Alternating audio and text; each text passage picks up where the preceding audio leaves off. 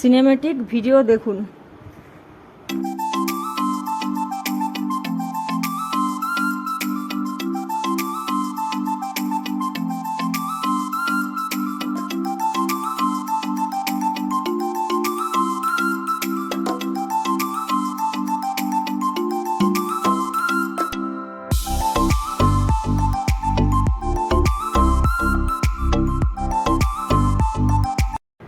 আমার হাজবেন্ড দেখুন আমাকে একদম ভূত করে দিয়েছে, আমাকে ভূত লাগছে, তাই না বন্ধুরা?